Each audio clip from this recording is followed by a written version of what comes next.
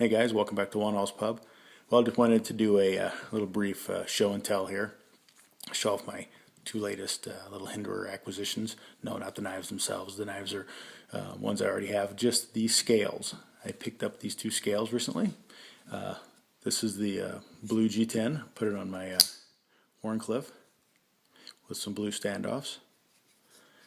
Initially wasn't a big fan of this color, but for whatever reason, over the last couple of months, I've started to kind of like it more and more. I saw it in a couple of these Wharnie and thought, wow, that's a pretty cool look. I also think it would look really good on my small 3-inch slicer, so I'm kind of debating whether to pick one up for that as well. I don't know for sure yet, but definitely a hot color, eye-popping color on an eye-popping Hinderer XM18 Wharnie. Very cool. Very much dig that. The other one, as you can see, rides on my Spanto, and it is the full tie version of the front scale, which replaces both the G10 and the titanium liner on these guys.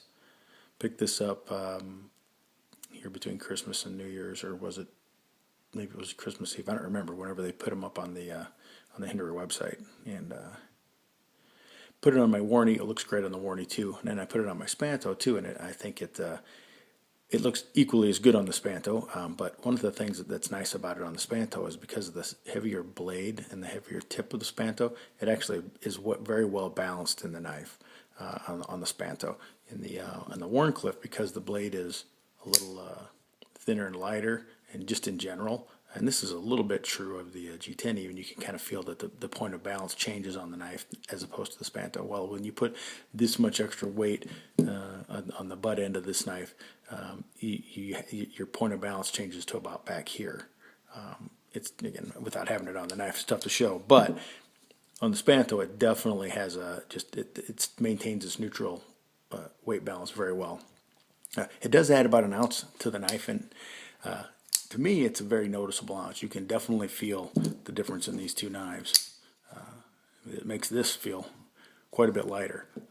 That said, it's not a bad ounce. It doesn't feel overly heavy, but it definitely does take what is already a chunky knife, the Hinderer XM18, and chunk it up even more. It also makes it feel like an absolute tank, which it kind of does anyway, but now it really does. Now it feels like just a ginormous piece of titanium and steel bent on destruction. Again, which is pretty much an XM18 anyway. And look how smooth this bad boy is. Nice. This is my Gen 3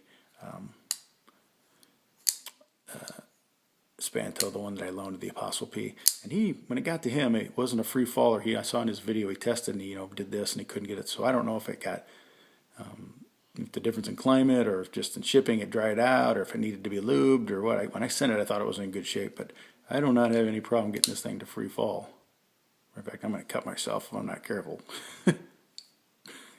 It definitely is a free faller, and so I don't know. Not sure what was going on when he had it, and it is absolutely rock solid.